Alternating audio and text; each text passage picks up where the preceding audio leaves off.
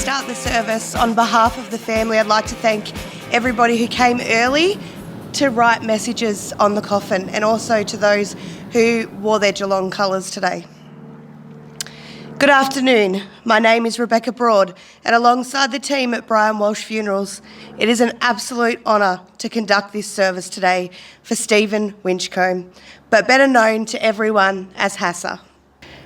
Hassa departed this world suddenly and very unexpectedly last Saturday, leaving behind his beautiful wife Wendy, his children Greg, Matthew, Dylan and Jake, and their partners Nat, Amy and Sarah, and his adored grandchildren Jonah, Winnie, Violet and Nikki. Hassa was a treasured brother, work colleague and a friend to many. His passing has deeply saddened the Cobram community. Today we have come to mourn the loss of Hassa, to say goodbye and to support one another during this heartbreaking time. But today we also come to make this a celebration of a wonderful life lived, memories made, and an imprint that has been left on everybody here. A legacy that has been left that truly is something to be proud of. And for you all to hold dear your memories as you walk this life without Hassa. Material items are a wonderful way to remember a person. Items they held close and that symbolised who they were and how they spent their precious time on this earth. Hassa's grandchildren have chosen some special items today to place up the front. They tell a part of the story of who he was and special times they have spent with their grandpa. Jonah. Jonah is bringing forward the metal detector that Grandpa gave him. This gift represents more than just a shared hobby. It symbolises the special bond they had and the quality time they spent together doing what they loved.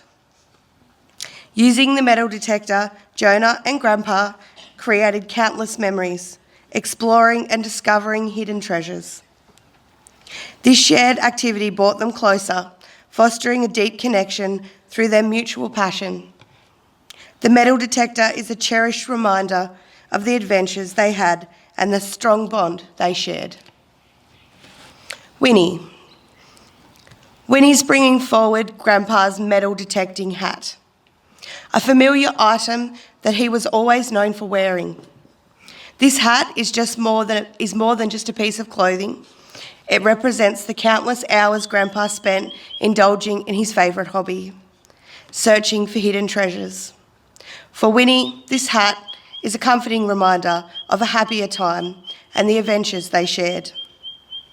Wherever she sees it, she is transported back to those joyful moments, walking beside her grandpa as he explored, sharing stories and bonding over the thrill of discovery.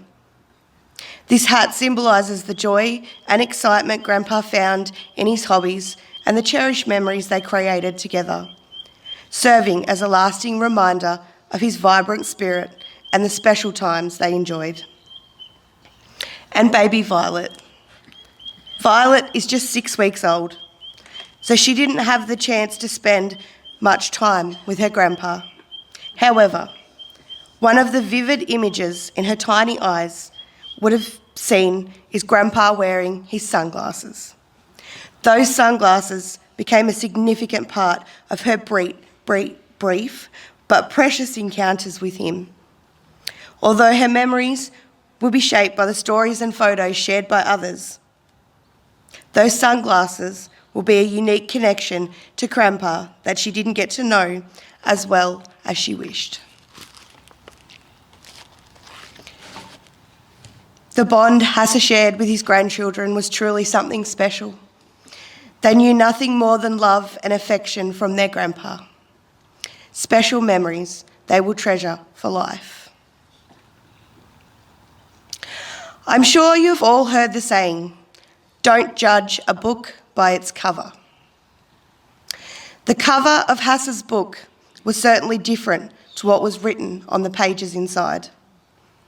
On the outside, he was tall, muscly, he had tattoos and a beard, and wore motorbike vests. Some may say he looked a little scary or intimidating, but within those pages, you will see a whole different story than what was on the cover. Hassa was in fact a teddy bear. There didn't seem to be a mean bone in his body, and his life was made of passion, the things he did, and for anyone that came in contact with him. His beloved wife, Wendy, knew nothing other than the support and comfort of her soulmate. Their bond and friendship truly is something you would only read of in a fairy tale. When Wendy and Hassa met, Wendy had 2 young sons of her own.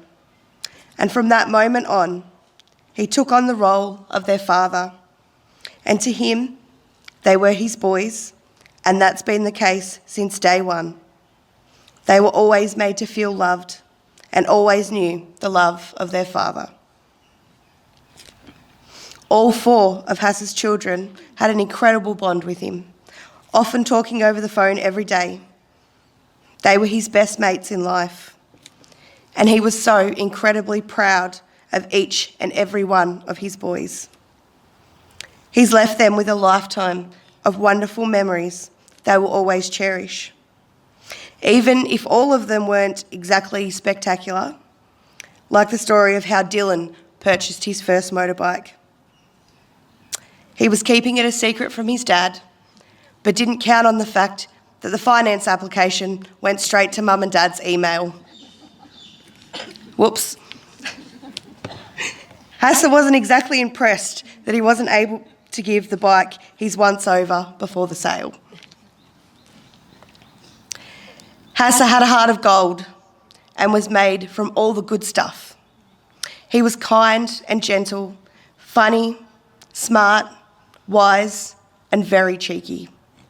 He lived to make others happy, to make them smile, and just to make their day a little brighter. Most of you know, and you can see from all the bikes here, one of Hassa's passions in life was riding. For him, there was a great sense of peace and freedom when out riding on the road. He was truly at home when he was on his bike. Hassa's family have chosen a poem to be read today called Gone Riding, a reflection of how Hassa would see things now as he rides his beloved bike through heaven's gates. If Diane would now like to come forward and read Gone Riding.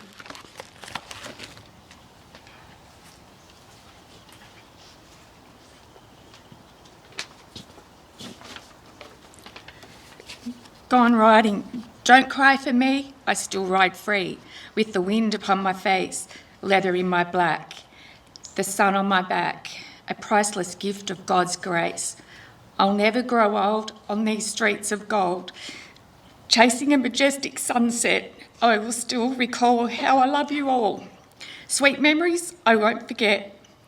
And when your road ends, we'll meet again inside the pearly gates. And we'll laugh a while and go ride for miles. But for now, heaven can't wait. When you do get here, don't shed a tear and think that I'm in hiding. Just search heaven's shore where engines roar and you'll find that I've gone riding.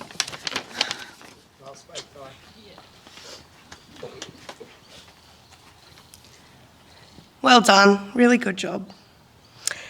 And to add some more depth to the book of Hassa's life and share a few pages with us, can I ask Jack and Matt to come forward to present the eulogy on behalf of their family?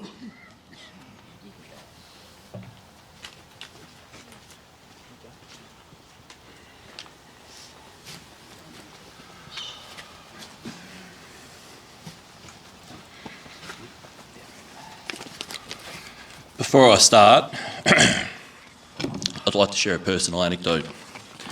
So to everybody here, Hassa was obviously known as Hassa, but to the wider cohort of his friends and family, he was also known by Rumble. And I thought I'd educate you all on how that came to be. So the family was camping. We'd often camp in the Easter holidays on the Murray, and I was perhaps 9 or 10. And I believe it was Pa that asked Hassa to grab him a beer as he was getting up and passing Dylan and I, who were sitting under the covers and playing our Game Boys as we were wont to do on those holidays. And I thought to myself, Rumble, where did that come from? So I've yelled out, Hassa, why do people call you Rumble? And without breaking his stride, he slightly cocks his leg, doesn't turn around, and he goes, ow. He turns around and he goes, on that day, he taught his then 10-year-old nephew a very important personal and professional life lesson. Sometimes actions do speak louder than words, and you don't even need to say words to be heard. So now you know. Stephen James Winchcomb was born on the 6th of July 1959 at the Royal Women's Hospital in Melbourne. His early childhood days were spent in Kingsbury, a suburb of Melbourne, at 22 Scotts Grove. In his early years, his parents noticed that he was very bow-legged, so at the age of about 18 months old, he had to go to the Royal Children's Hospital and have his legs broken and reset, for which he was in plaster for about 6 weeks afterwards. When he turned 5 years old, the cut-off date for starting school in that year was the 30th of June. So while all his friends were heading off to prep school, Hassa missed out by 6 days. However, later that year, his parents shifted to a dairy farm at Strathallan between Rochester and Echuca. And as the local school was very low on pupils and was in danger of closing, he was able to start school at Strathallan Primary School. There were only 11 kids at this school, and Stephen's grade was the largest, with a whopping 4 pupils in it. One of the kids had a Shetland pony, which they rode to school, and everybody used to take turns having a ride of this pony at recess and lunchtime. Farm life was good. They spent their time driving tractors, feeding chooks, calves, cats and dogs, milking cows, along with plenty of room to play football and cricket, as well as a channel to swim in. In 1969, the family shifted from Echuca to Camperdown to another dairy farm and another school. However, they were only there for 18 months, at which time they shifted to Cobram. Stephen started school at Cobram Consolidated in grade 5, then went to Cobram High School, where he would then meet many of his lifelong friends, who I'm sure a few are here today. Stephen got his first motorbike in Cobram, an old 2-stroke Yamaha trail bike. After leaving high school, Hassa worked at various jobs around Cobram, tractor driving and fruit picking. In 1978, he headed to North Queensland with his brother John to work in the meatworks. After working in North Queensland, he headed back to Victoria, where his family had now shifted to Colac. In Colac, he also worked various jobs, including cutting tree ferns, planting pine trees, hay carting, and working at a timber mill. In 1980, he shifted to Geelong to work at International Harvester, building wheat headers, until in late 1980, International Harvester closed down. So looking for a change in weather, Steve, John and Slob Noonan headed to Noosa, where they worked on building sites while living in much warmer weather in an old site hut on their auntie's farm, meaning John and Hassa's farm, auntie, which was only about 5 kilometres out of Noosa. Not long after this, he started work at a job in Karoi near Noosa, building brick kilns. At this job, he was driving forklifts and working as a brickies labourer. When the job in Noosa finished, the company then transferred him to Brisbane. While living there, he bought his first Harley Davidson, starting a love affair that would go on for the rest of his days. One night at the pub, Hassa was dared to shave his head. "No worries, I'll do that," he said. So another bloke stood up and said, "If you do that, I'll shave my beard off." This guy had cultivated this beard for 15 years or so at this point.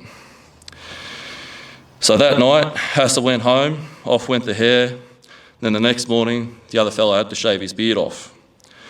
This other fella looked so different that when he shaved this beard off, his own flatmate didn't recognise him and wouldn't let him in the house. After the job at Oxley was finished, the company built another brick kiln 30 kilometres north of Townsville. So Hassa, his brother John, and their friends Ricky and Bumpy all rented a house in Rolling Stone.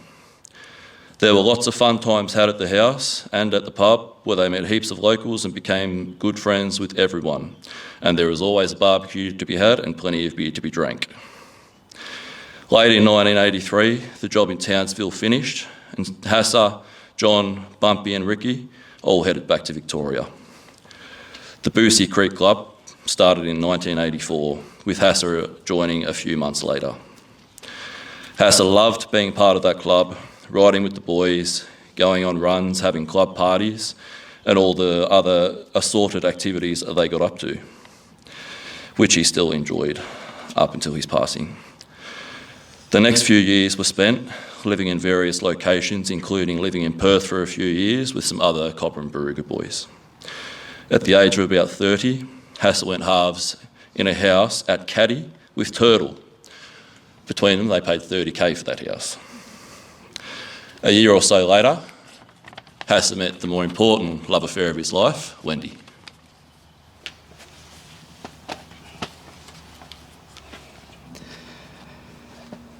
Mum first met Stephen Hassa in 1988 when working at Murray Goulburn. Some would say it was a factory romance. Mum would say it was the best thing that ever happened to her. Hassa was so kind and a true gentleman. They had their first date night at home and he asked Mum, "What would you like? Would you like to watch a movie?" She thought, "Oh dear, here we go." Then he said, "How about the man from Snowy River?" She knew from then he was a keeper. They began to see each other a lot, and that is when he met two of our young boys. Myself, I was 2 and Greg was 4. Hassa loved us as his own. Mum and Hassa had their first Christmas together in 1988. He then went to Colac and told her he'd be gone for a week, but he was back the next day. You could tell that Hassa was in love. Hassa began to introduce Mum to all his friends, and they'd had many of nights at the clubhouse in Catamatite where Hassa lived. They then went for long rides on the Harley. They spent so much time together enjoying what he loved to do. This also meant making Mum watch replays of Geelong football games that you all know he was a one-eyed Geelong supporter. It was in April 1990 when they had the news that they were having a baby. Mum said they wouldn't say anything yet as it was too early, but the next thing she knew, she was on the phone telling the world he was so excited he was going to be a dad. Dylan was born on the 28th of the 12th, 1990. They built a new family home in Catamatite and moved in a week before Dylan was born. This is where we met long life friends like the Harrises, and where another family tradition started, us spending Boxing Day with the Harrises. This is still happening to this day. They were planning on a wedding for October 1992 and discovered they were having another baby. So the wedding had to be moved to July 1992. Mum was 5 months pregnant with Jake on the wedding day. Jake was born on the 14th of the 1st, 1993. As you can all see, he's a true copy of Hassa. Not long after this, they bought a cafe in Cobram, where Hassa became well known for the best chicken and chips in town. We had a lot of good times camping down the river with family and friends as kids. This is something we continue to do for many years, even still doing so only a few months earlier when we headed to the beach with us and the grandchildren. Hassa was such a good father, and he was so proud of us boys.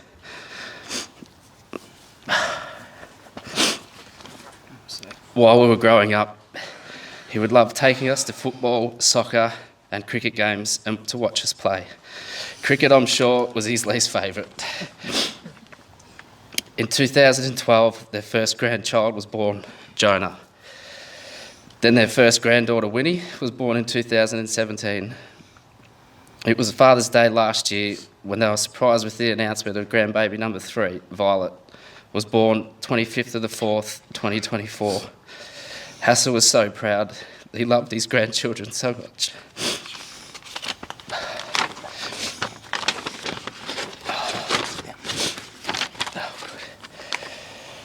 The ongoing banter and text messages he and Jonah had about his beloved cats, and we had to turn our phones off at the grand final that Geelong thrashed Sydney. We knew we would never hear the end of it. When he had Grandpa wrapped around her finger, and she was sure to teach Violet the same, but the look on Hassa's face when holding Violet, you knew she'd already had him too. As us boys grew older, Hassa found another hobby of gold detecting. They started to go to Maryborough every year, where he would go gold detecting with Jed, Roscoe, John and sometimes other friends. They made some special friends while they were gold detecting, Barry and Ada. Barry took Hassa out and showed him how to use the detector and where to look. He was so pleased with himself when he came back with some gold, and it was from then he was hooked. Barry also shared some caravanning tips which helped them along the way. The gold detecting trip became an annual event every Melbourne Cup week. It grew from just a couple of them to a big get-together every year with friends as family, as well as family. This was something Hassa looked forward to every year. He sure loved his siblings and his mates. Mum and Hassa had recently been preparing for their long life dream to travel around Australia in the van, but this was not meant to be. Mum loved Hassa more than life itself. He was her best friend and soulmate. They did everything together. We are all so broken-hearted that he will be missed so much every day. Farewell, Hassa. The boys and I promise to take care of Mum and still take her on adventures. We will let you live on through us and everything you have taught us along the way. We love you.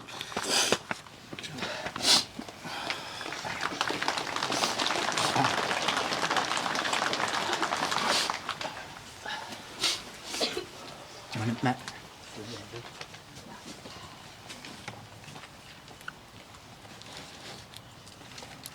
Well done, boys. That was a really good job.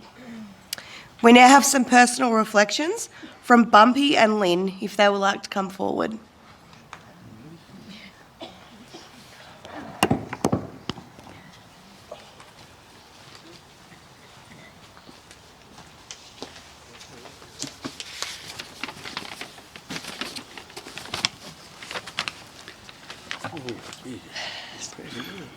Stephen loved Wendy. He loved his boys and their partners. Stephen loved his beautiful grandchildren. He loved our family, his brother and his sisters, and he loved his nieces and nephews and family. Stephen loved spending time with his many cousins. Stephen loved his friends and all their families. Stephen loved his dogs, Reuben and Angus, and of course Pepper. Stephen loved watching his mighty cats and hated the pies with a passion. Stephen loved hitching that ram to the van and throwing Wendy in and going camping. Stephen loved going to Maryborough, Fossican for gold with John and his friends. Stephen loved his Harley and going for a ride with his club friends. Stephen loved a 4X beer and sometimes something a bit stronger. Stephen loved fishing for his Murray cod. But most of all, Stephen loved his family. And this is to celebrate Stephen's life, because we all love Stephen too.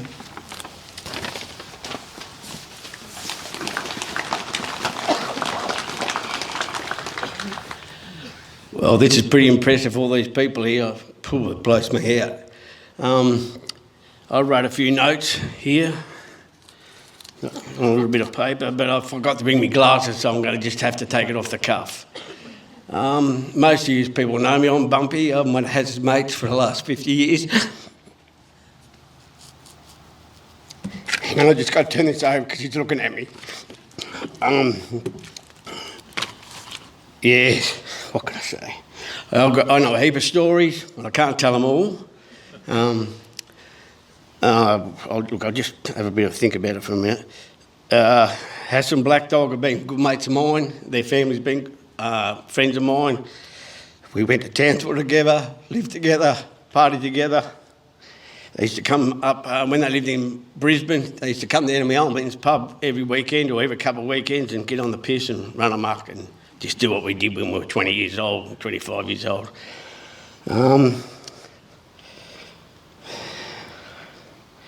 Yeah, Hassa and I had some good times together. I've got a few stories I can tell you. I was best man at his wedding. Hassa said, you'd better get up and tell a few stories, but don't swear too much. So, I get up there and I was going all right, rattling a few stories off and things were going good. So then I started to get to the juicy stuff.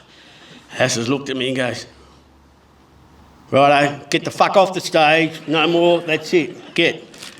Hassa being Hassa, I took notice of him.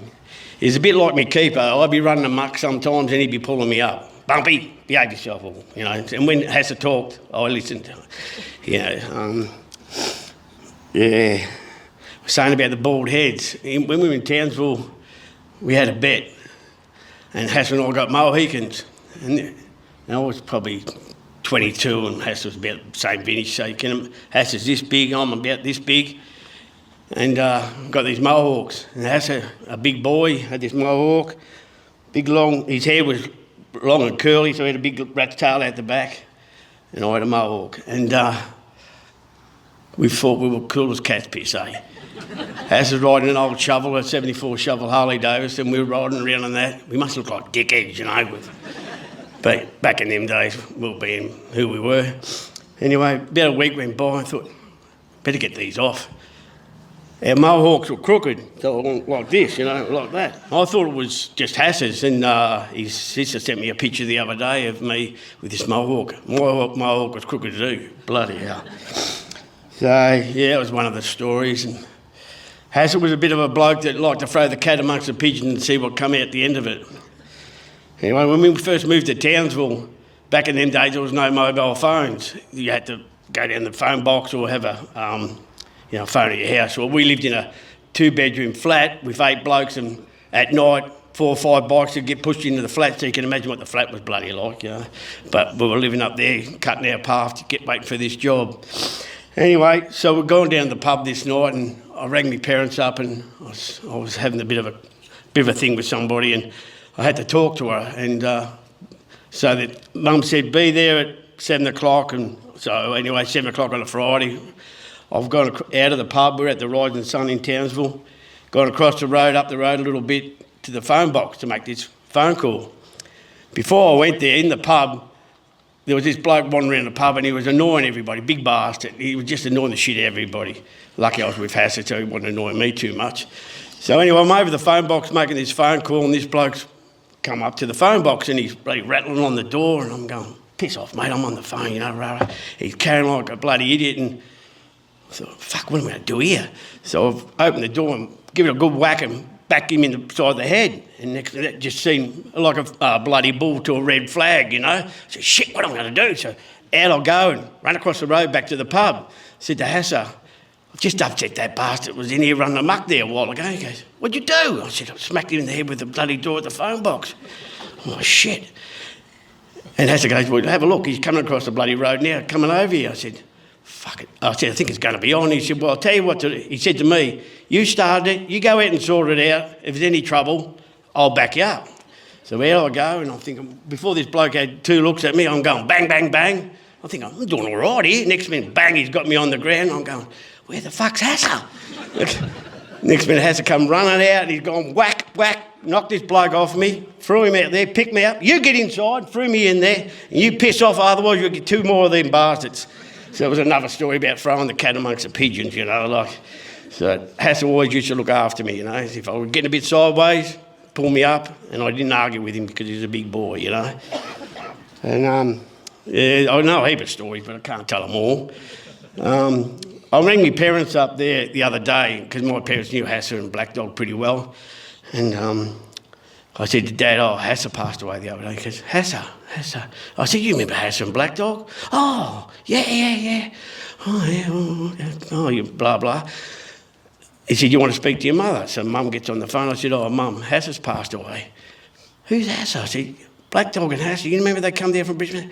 Oh, they're lovely boys. They were lovely boys. She couldn't stop. Oh, they're lovely boys. Only if she really knew them. But they were good blokes, you know. Like, I knew Charlie, their old man. The fruit don't fall far from the tree because they're both pretty much like their old man. Nice, quiet blokes, but don't upset them. There's a lot more stories, but I'm a bit lost for words, and I didn't bring my glasses, and the paper wasn't big enough to write it all on. I ran into Hassa about a week before he passed, and I never used to see him a real lot, only at the clubhouse. And we went to a function over in Benalla, the whole club was there, and Hassa and I said, come in here. And we've gone and sit at this little table, and we just started talking about life in general, how your dog's going, and how your kids. And I said, how are your kids? And he pulled out the picture of that little grandkid over here. He said, have a look at this new one. And Hassa's arm, his arm was this big, and the little kid was about as big as that bit of his arm, you know. So he had big arms on him. He was wrapped, you know, the kid, and then he showed him the fish. He'd been catching fish. He caught a Chinese Murray cod just down the road here, only about a week or so before I seen him. I'm going, what do you mean a Chinese Murray fucking cod? He said, they're everywhere. Chinese are everywhere now. I said, what do you mean? He said, fucking caught on a dim sim. I said, what's that make a Chinese? He said, they had another 3 dim sims in its guts. It must be a Chinese fucking cod, you know. So, you know, we had a real good conversation talking about life, and on the way home I was with a mate of mine out of the club. He goes, fuck, it was good to catch up with Hassa, you know, just talking. It was just like a bit of a call, and, you know, we just had a little chinwag for about an hour. Anyway, we got through it and did that sort of shit, and Hassa's been a member of our bike club for 40 years. And we were sitting talking about, you know, back in the old days, we'd be partying all night and running amok and doing what we did. Hassa was always looking after me. And here we are 40 years later. We were at the clubhouse last night. We were in bed early. The bloke, Milton, had 2 cans of soft drink. I had 1 can of bourbon. We were in bed by 9 o'clock. If that was 20 years ago, we wouldn't have went to bed. Wouldn't have been in bed for a week. Got up this morning and we had yogurt and a sandwich. Jesus. So we are getting a bit older, and we all start. Back in the old days, we all partied together. Now we all look after each other as we get old. And we're all starting to get a few problems. We've lost 4 members in the club. We're only a little club. So And we lost a big fella the other day, so it was, yeah. We'll be sad to miss, that's for sure. Like out there today, to get the bikes together, he'd be the one yelling, 5 minutes, come on, let's go. And he'd lead the pack and do all the... He wasn't there today. He wasn't there today to do it. We stepped up to plate and we did it, and it was pretty impressive. We got a few bikes together and he'd be wrapped. And he'd be bloody wrapped to see all these people here today. Like, my funeral would be only in a phone box, but have a look at how many people he'd known, you know, like... I don't think he realised how many people's lives he touched. He, no bullshit in him. There was no shit in the man, you know, no bullshit whatsoever. How it was is how it was, you know. As you said, a quiet achiever, look after you. He lived with me for a few years, me and my ex-wife, and a couple of houses, and I'm skipping from one story to another, but just as it's coming to my head. I can remember when he met Windy, he goes, met this Sheila at Murray Goulburn. I thought, oh, yeah. Anyway, he's brought her to the party. I said, hook in, Hassa, hook in, mate. You're above your belt there, mate. And it's all history, you know. And Wendy fitted in, and he loved the boys, loved all the boys, and Wendy's two other boys. You know, he loved the kids. He's a godparent to one of my kids. Yeah, Bifford sadly missed. I don't know what else to say, but he was a good member to the club. Loyal, one of the longest serving members, life member. Most of us are because we're all old and buggered, so 40 years is a long time, you know. So we didn't think the club would go 40 years. Thought it might go for a couple of years out the Meccano set, running amok and fade away, but time went on and kept going and it survived. And there's a lot of old members come back here today. A lot of people I haven't seen, a lot of people I know that I haven't seen for years either. So, yeah, it's pretty impressive. I'm glad everybody come, and I'm sure Wendy and the boys were happy to see everybody here. So after this is I think there's go and have a drink at the bowling club or something. Yeah, and after that, if anybody wants to come out to the clubhouse and have a drink, and that's out of Catamatite, I'm sure you can find your way if you need to. And there's a lot of old pictures on the wall of Hassa there. I looked there last night and I'm just going, oh, there he is there, and there he is there. And he was a cheeky little bastard, big bastard. Yeah, what can I say? I won't get to the bad stories, I'll just tell you the good ones. All right, I'm very impressed with how many people are here. That's all I've got to say. Thank you.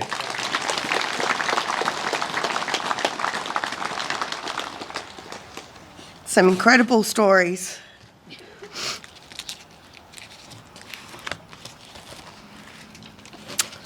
So when I met with Hassa's family earlier this week, I asked them a question. How would you like this service to run today? What's the vibe that you would like to have through the service? And the main answer I received was, we want this to be a celebration of Hassa's life. So, in honour of those wishes, I now ask everybody to stand, if you can, as we listen to one of Hassa's favourite songs, Walk of Life by Dire Straits. Sing along, clap your hands, dance if you want to. Take this time to truly celebrate Hassa's life.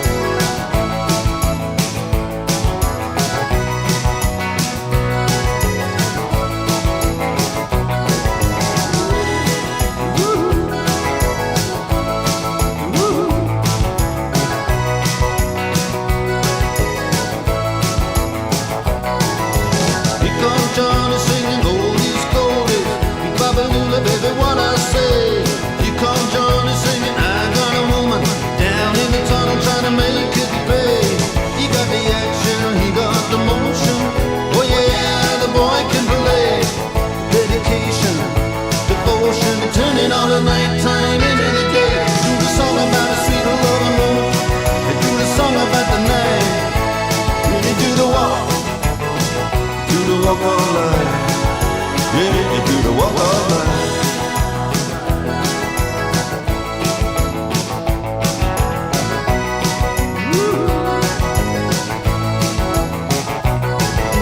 Here comes Johnny, gonna tell you the story. Hand me now my walking shoes. Here comes Johnny with the power and the glory.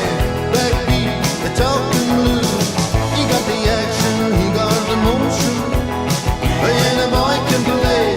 The dedication, devotion, the turning all the night time into the day. The song about the sweet love of a woman. They do the song about the night. Then they do the walk. Do the walk of life.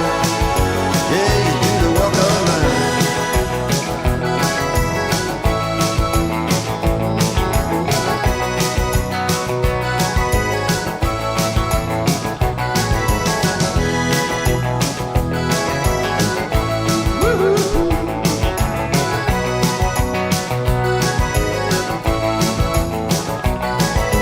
Here comes Johnny singing oldies goldies. Be Babalula, baby, what I say. Here comes Johnny singing, I got a woman down in the tunnel trying to make it pay. He got the action, he got the motion. Oh yeah, the boy can play. The dedication, devotion, the turning all the nighttime into the day. And after all the violence and double talk, it's just a song in all the trouble and the strife. You do the walk. Yeah, you do the walk of life. You do the walk of life. Woo.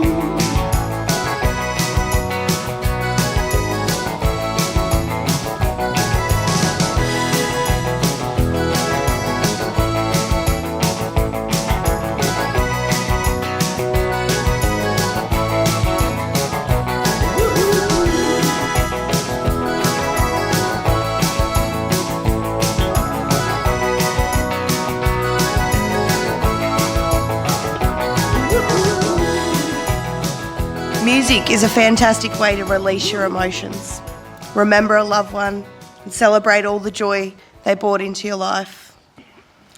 It offers a unique adventure to express feelings that often can't fully capture what you're feeling, and provides solace and a sense of connection in times of grief. When you listen to or play music that reminds you of someone special, it can transport you back to cherished moments and shared experiences. Music has a remarkable ability to evoke memories and emotions and allowing you to relive the times you spent together with Hassa.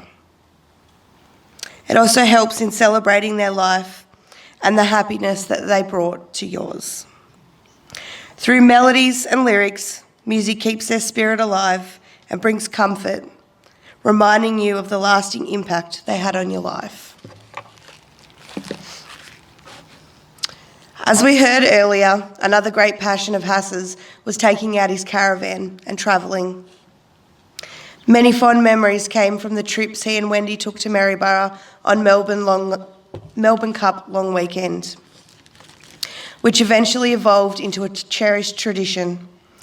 Family and friends would gather with their caravans, transforming the weekend into a lively and joyous reunion. They spent their time searching for gold, fishing, camping, and exploring the beautiful outdoors. Each year, the group grew larger as they welcomed more friends into their circle, forming lifelong friendships and creating countless memories along the way. These trips were not just about the activities, but also about the friendships and the deep bonds that were formed. For Hassa and everyone involved, these weekends became the highlight of the year and a time to reconnect, relax, and relish in the simple pleasures of life, all while surrounded by the people that they loved. Our second verse today, chosen by the family, is called The Caravanner's Creed, in memory of all the wonderful times shared with family and friends while travelling with their van. As we travel down the highways with our caravan in tow, we pray to the Almighty that the forecast rains won't show. We ask that the roads are solid, roos and wombats nowhere near, And with some luck, by the afternoon, we're settled with a beer. Our camping site is not 5-star, nor 4 or even 1. But we don't care for such fine things as long as there is sun. As long as there is kindling close for our barbecue to fire. To us, 5-star is not a room, but a lifestyle to desire. The open air, the sun, the moon, the stars at night so bright. The freedom that our travels bring, the worries all so light. Except, of course, the dreaded curse of every travelling man. When it's time to park and rest the eyes, it's the backing of the van. Now every vanner knows that at each and every stay, a backing expert waits and stalks for his new prey. Like a hunter in the wild, he will watch in silent wait. At the moment of reversing, he'll shout, "I'll do it for you, mate." It's hard to describe to others the life of a travelling in a van.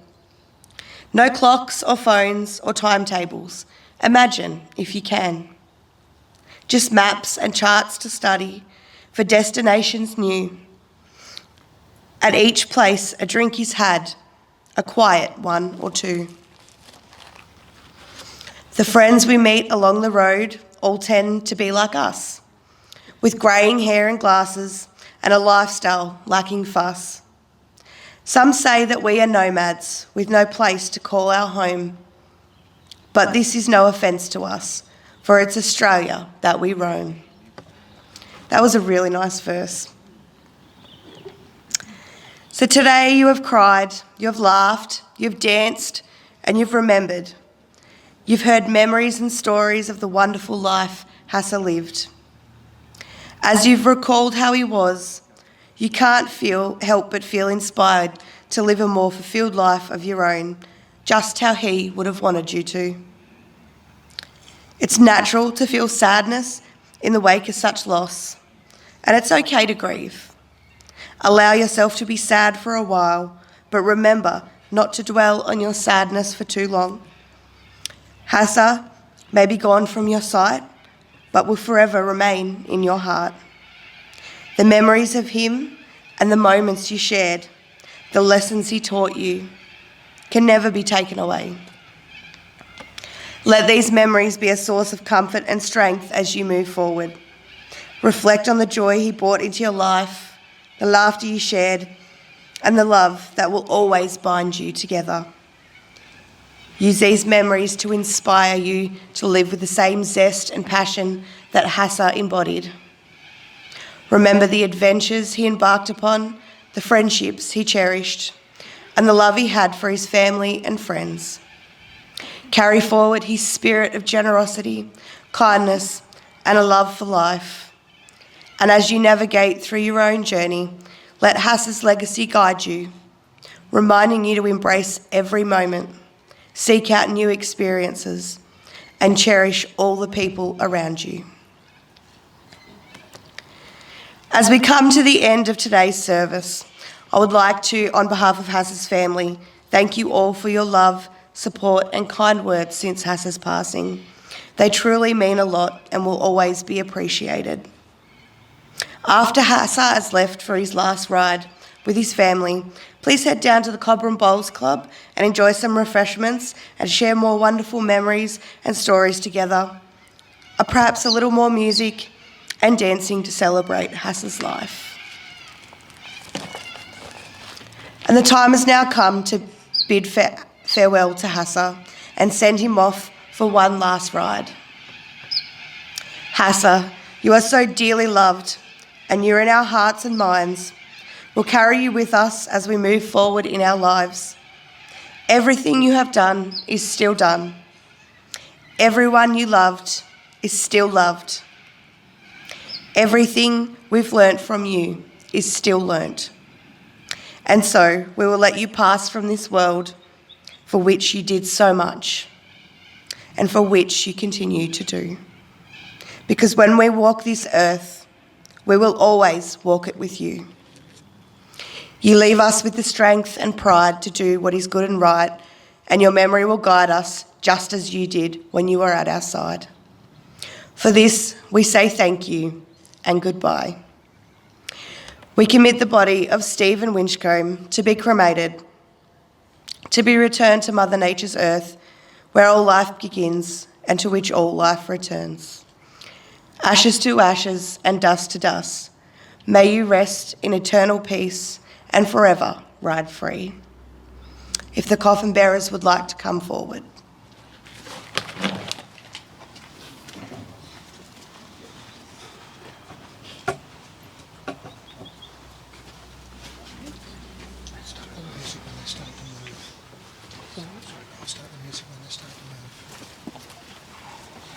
Okay. I think you might as well. We'll take it when we get back to the... We won't stay on the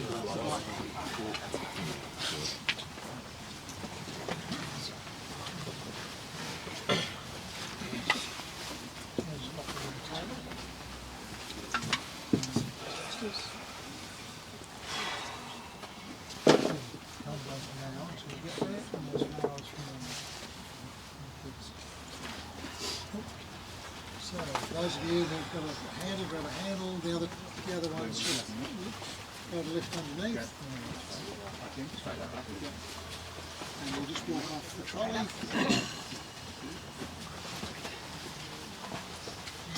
Would all like to stand, please?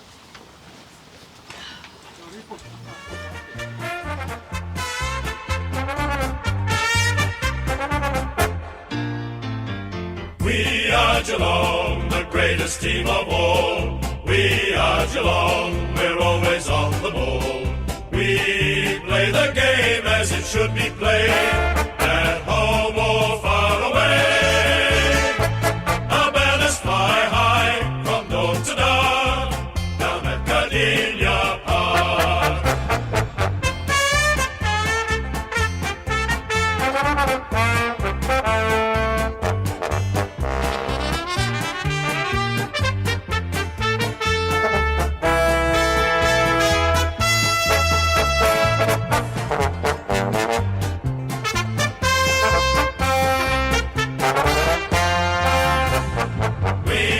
Geelong, the greatest team of all.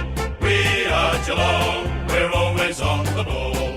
We play the game as it should be played, at home or far away. Our banners fly high from dawn to dark, down at Gardenia Park.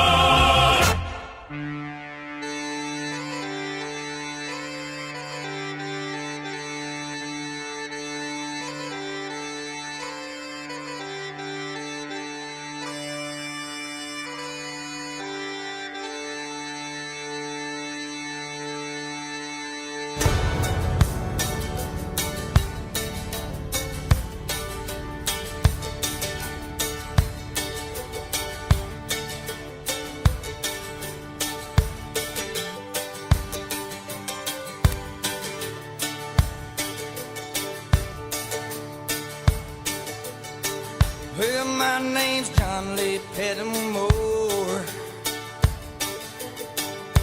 Same as my daddy and his daddy before. You hardly ever saw Granddaddy down here.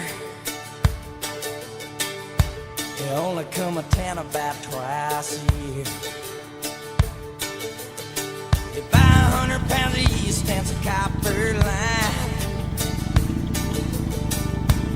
Everybody knew that it made moonshine. Now the revenue man want a granddaddy bad. Little left a holler of everything he had. For my time, but I've been told never come back from Copperhead Road.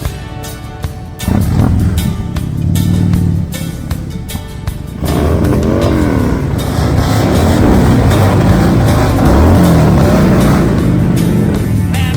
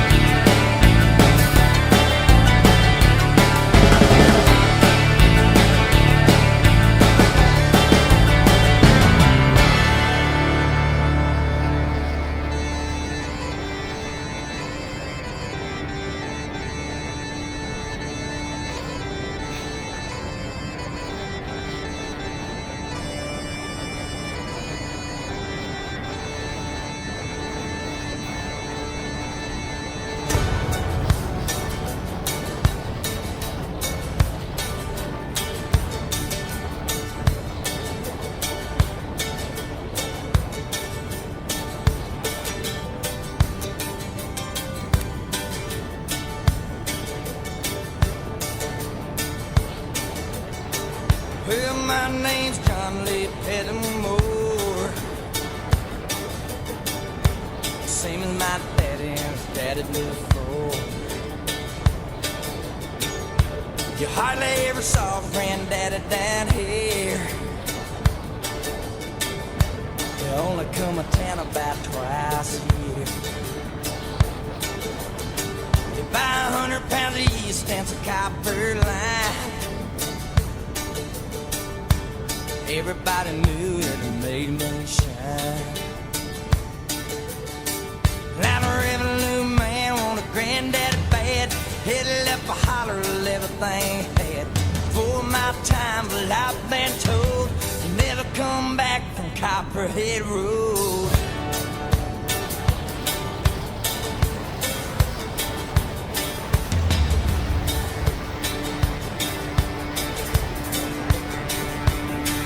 Now Daddy ran a whiskey in a big black Dodge. Bought it at an auction at the Mason's Lodge. Johnson County Sheriff painted on the side. Just shot a coat of primer and looked inside. Well, him and my uncle tore that engine down. I still remember that rumbling sound. Then the sheriff came around in the middle of the night. Heard Mama crying that something wasn't right. He was headed down to Knoxville with a weekly load. You could smell a whiskey burning down Copperhead Road.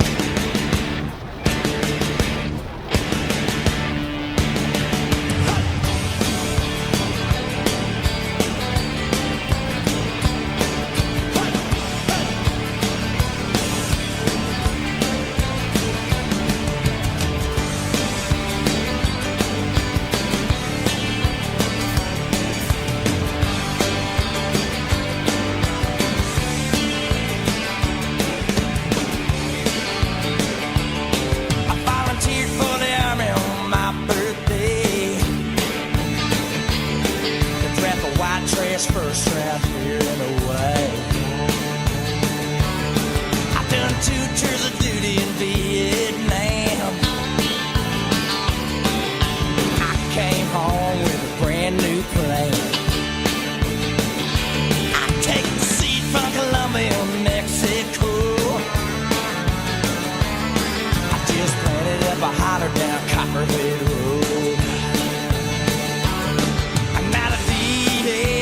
Chopper in the air, we got screaming like I'm back over there. I learned a thing or two from Charlie, don't you know? You better stay away from Copperhead Road.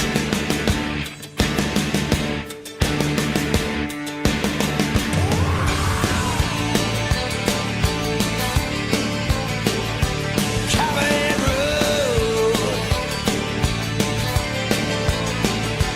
Copperhead Road.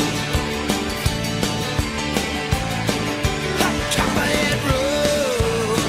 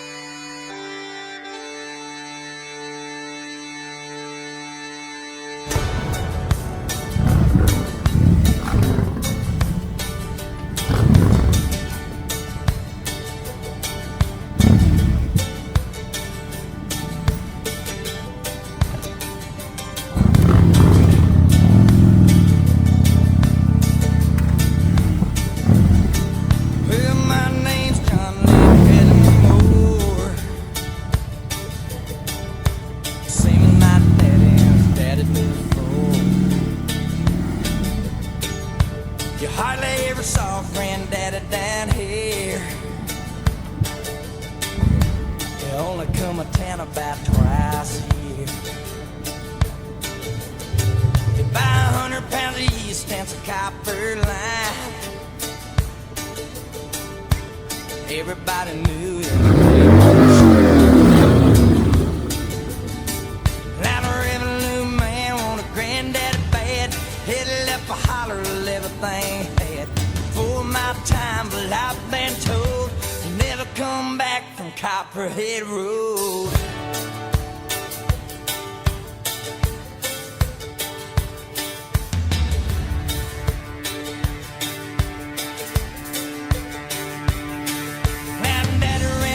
In a big black Dodge,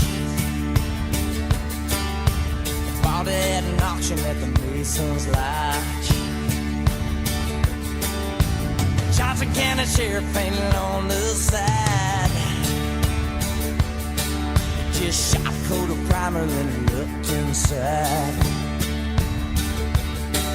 Well, him and my uncle tore that engine down.